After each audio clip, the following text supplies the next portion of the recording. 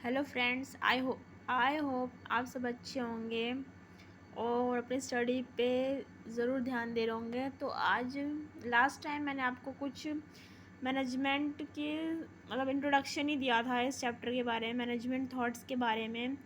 तो आज हम उसके पहले टाइप के बारे में स्टडी करेंगे।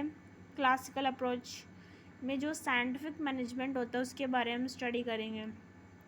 उससे पहले मैं आपको बता देना चाहती हूँ कि मैनेजमेंट थॉट्स जो है वो 3 पार्ट्स में डिवाइड होता है, जैसे कि आपको दिख रहा होगा, classical, new classical and modern approach.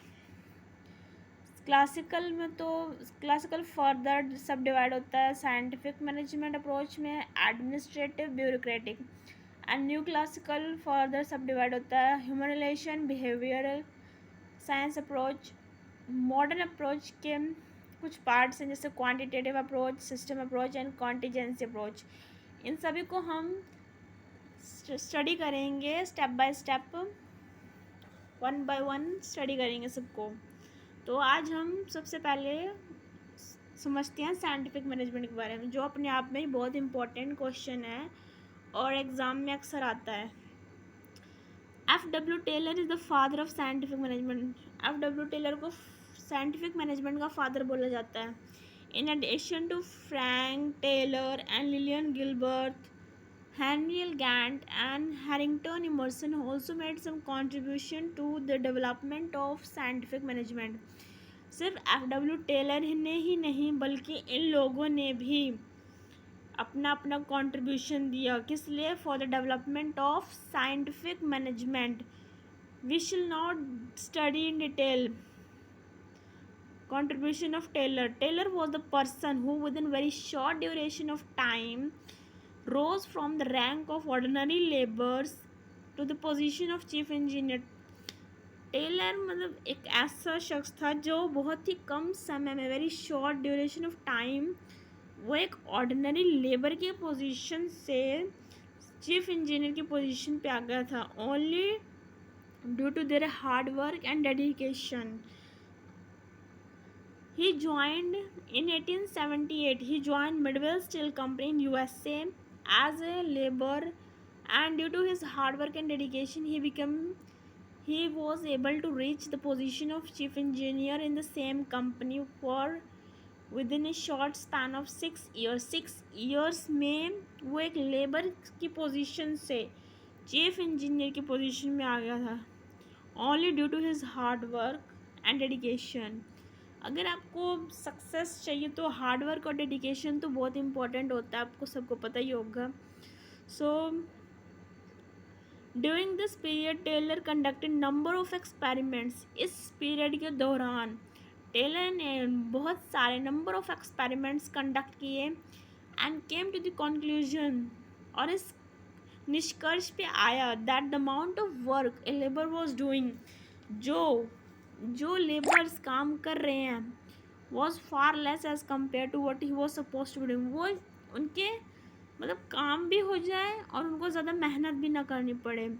उनके स्टेप्स को कम करने के लिए उसने कहा कि जो वेस्टफुल एक्टिविटीज़ हैं, जिनका कोई होने का फ़ायदा नहीं, उनको कम किया जाना चाहिए, जिससे उनकी एफिशिएंसी इंक्रीज़ हो, उनकी मेहनत भी कम लगे और काम भी टाइम पे पूरा हो जाए। He gave number of suggestions. उसने number of suggestions दिए to solve this problem, and in doing so he gave scientific outlooks to the management. Taylor worked in the Bethlehem Steel Works up to the 1901 and thereafter started provided services as a management consultant. उसने 1900 में Bethlehem Steel Works में काम किया and then उसने services provide करना शुरू कर दिया मैनेजमेंट कंसल्टेंट का। इन 1903 ही पब्लिश, 1903 में उसने पब्लिश किया research paper title shop management, and in 1911 his book principle of scientific management created ripples in the field of management. और उसकी बुक, बहुत फेमस बुक उसकी, scientific management, principles of scientific management, was come in 1911। आप इसको अच्छे से पढ़ना F.W.. Taylor के बारे में, क्योंकि बहुत इंपॉर्टेंट होता है, हर बार क्वेश्चन आता है एग्ज़ाम्स में। तो आपको ये कंसेप्ट क्लियर हो गया होगा, तो हम इसके मीनिंग की तरफ चलते हैं। Meaning of scientific management. The literary meaning of scientific management is performing the work of management in scientific manner. Scientific management का जो साइंटिफिक मैनेजमेंट मीन्स यही होता है कि जो वर्क है मैनेजमेंट का, उसको साइंटिफिक मैनर में करना, परफॉर्म करना। Discarding traditional approach to the management. Traditional approach को डिस्कार्ड करते हुए and adopt new scientific approach in their place is called scientific management. Taylor has said that before commencing any work, a manager should first analyze thoroughly. Taylor ने कहा कि किसी भी काम को करने से पहले उसके डीप स्टडी पहले एनालाइज करो, खुद थॉरोली उसको स्टडी करो, and only then he should take any decision. तो ये था साइंटिफिक मैनेजमेंट का मीनिंग। तो आज हम इसके कुछ प्रिंसिपल्स करेंगे जो कि बहुत इम्पॉर्टेंट है, जो इसने प्रिंसिपल्स मतलब दिए हैं, ये मतलब यूज़फुल है काफ़ी। मैनेजमेंट के जो एक्टिविटीज़ होती हैं उनको परफॉर्म करने में यूज़फुल रहता है। Some scientific management approach provided by F W. Taylor is based upon the following 5 principle. Principle of use of science for the rule of thumb. Principle of use of science for the rule of thumb क्या कहता है? ये कहता है कि according to this principles all the activities being performed in an organization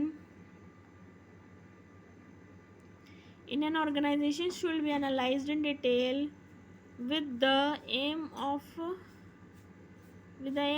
developing a technique of accomplishing maximum possible work.